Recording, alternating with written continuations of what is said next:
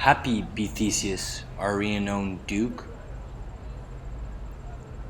Full of vexation come I with complaint against my child, my daughter Hermia. Stand forth, Demetrius, my noble lord, this man hath my consent to marry her. Stand forth, Lysander, and my gracious Duke, this man hath bewitched the bosom of my child.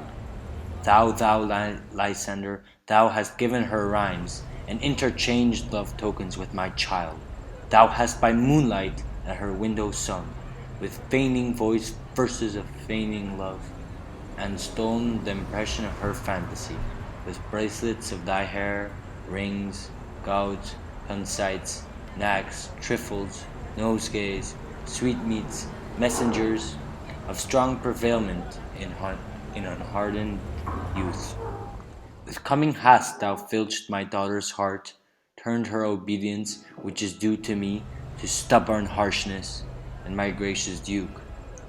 Be it so she will not hear before your grace, consent to marry with Demetrius. I beg the ancient privilege of Athens, as she is mine, I may dispose of her, which shall be either to this gentleman or to her death, according to our law, immediately provided in that case.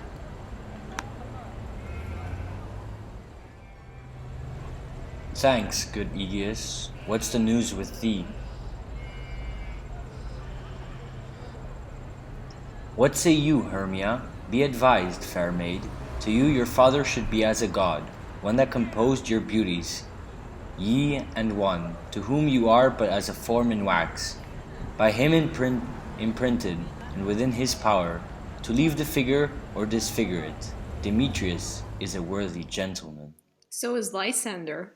In himself he is, but in this kind, wanting your father's voice, the other must be held the worthier. I would my father looked, but with my eyes.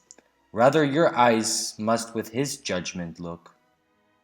I do entreat your grace to pardon me. I know not by what power I am made bald, nor how it may concern my modesty, in such a presence here to plead my thoughts.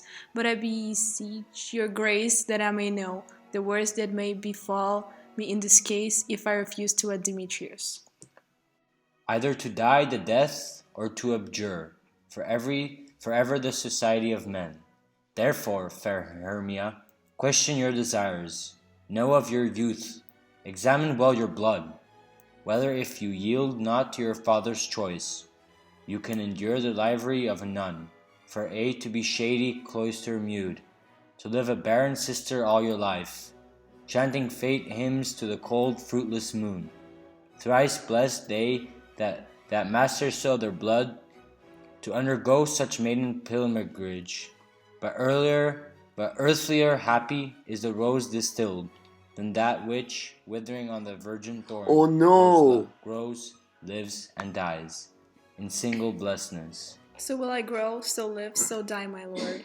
Here I will yield my virgin patent up unto his lordship, whose unwished yoke my soul consents not to give sovereignty.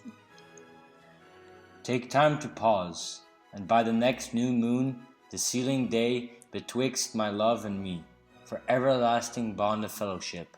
Upon that day either prepare to die for disobedience to your father's will, or else to wed Demetrius as he would, or on Diana's altar to protest for austerity and single life.